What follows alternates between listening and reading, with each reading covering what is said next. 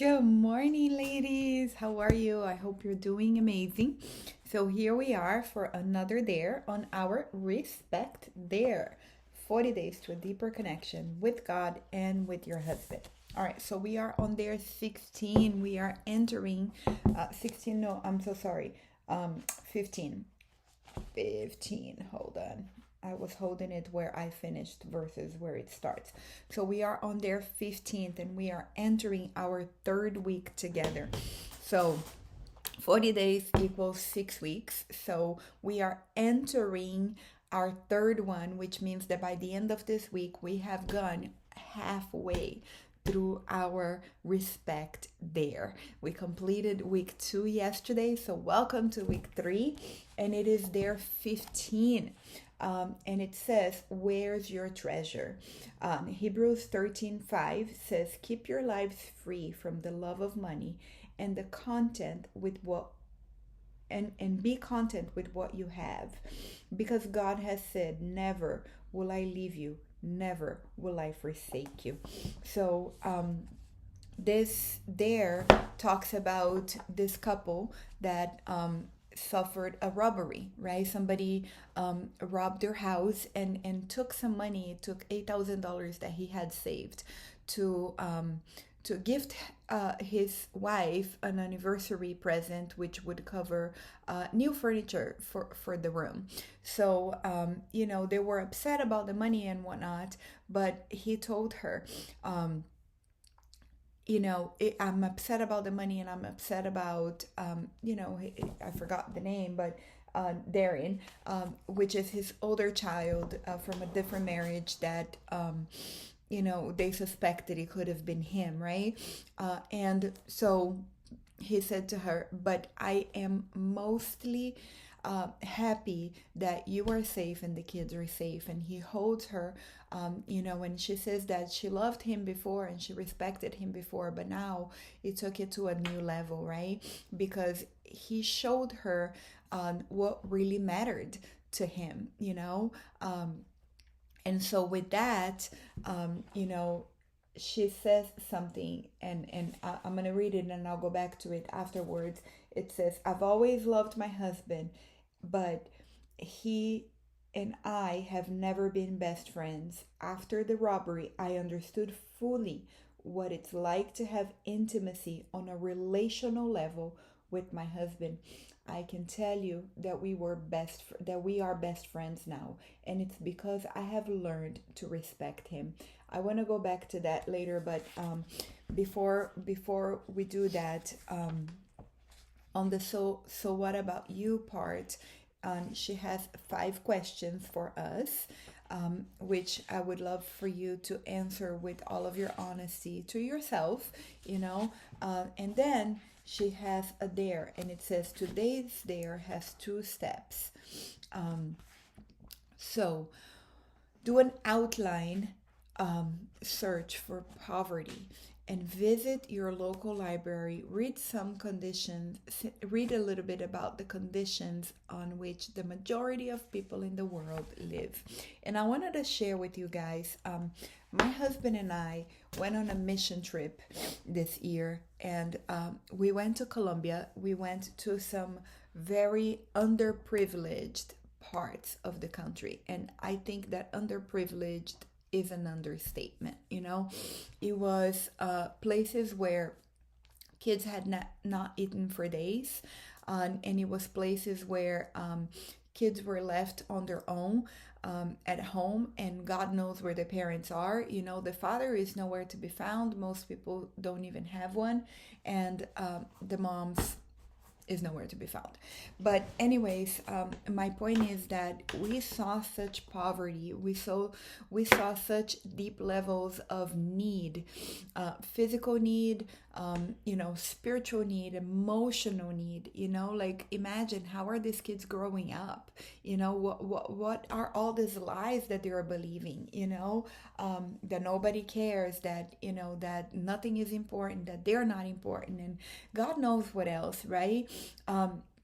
When we came back from this trip, I was so touched, and I was so really was transformative to us, and especially particularly beautiful because we did it together, you know.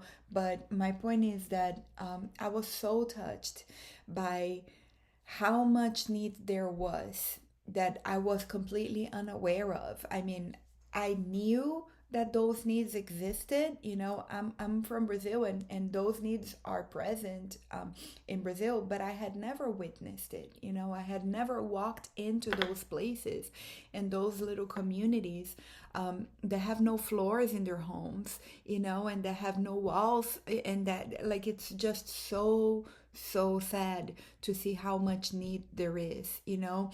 And when I came back, I'm like, oh my gosh, I feel like, you know, I just want to sell everything, because how many kids can I feed, you know, and how many people can I support to go there and do the work that we did, you know, to bring them Jesus, like spiritual food, but also to bring them physical food, you know, like actual food, because they don't have any, you know. Anyways, it was very impactful to me to be able to see how people live, you know. So I wanted to share that with you, because that's part of the dare for today, is to do a research on poverty, right? And then after doing this, thank your husband for providing, you know. This is something that I have gotten into the habit of doing since before actually this book, you know. Since I also like to read the book Love and Respect. I don't know if any of you guys are familiar with it. I'll leave a link on the comment for you, but that is a wonderful book. And it's actually the book that my husband and I co-lead the study on Thursday nights. And anyways, I read that book the first time many years ago, I think 13 years ago, 2012. And ever since then, I got into the habit of always thanking my husband for providing, you know, of always thanking him for what he does and for working hard for our family, you know.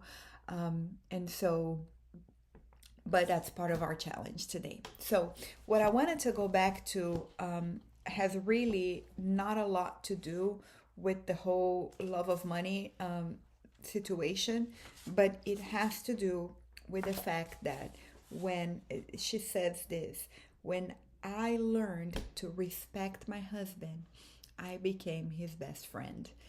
And it touched me in a special way, because I've shared with you guys that my journey with my husband of love and respect has been, you know, a long journey really, and a beautiful journey, but that the most recent thing that God had revealed to me is that that best friend spot in my heart is reserved for him, right? And I just didn't know how to do that before, you know. And I realized when I read this that the reason why we are where we are right now, really, I can tell you, my husband has become my best friend, is because of the ways that I began to respect him even more after we went through the crisis that we went to, you know. So I think this is so beautiful, you know, that she puts it in those words. When we learn to respect them, we can now make them our best friends and give them that spot in our hearts, you know. If you think of your best girlfriend growing up, or even your best girlfriend now, you don't disrespect them, right? Like, there are things about them that you love and respect, and that you appreciate and that you admire, right? And that's why you have made them your friend to begin with, right? And I think that's true whether we want to give them the title of best friend or not, right? Our friends, our girlfriends, are people we respect, are people we admire, and are people that have gifts and talents that perhaps we don't and admire on them, right? Or perhaps we do and admire even more. So my point is that when we learn to respect our husbands at this level, we can now give them that spot in our heart, you know. And that to me was really the best part of this there today, was the most beautiful part of this there today. The realization that the reason why I have been able to give my husband that spot that has always belonged to him, and I really was holding from him, is because I have learned to respect him that way.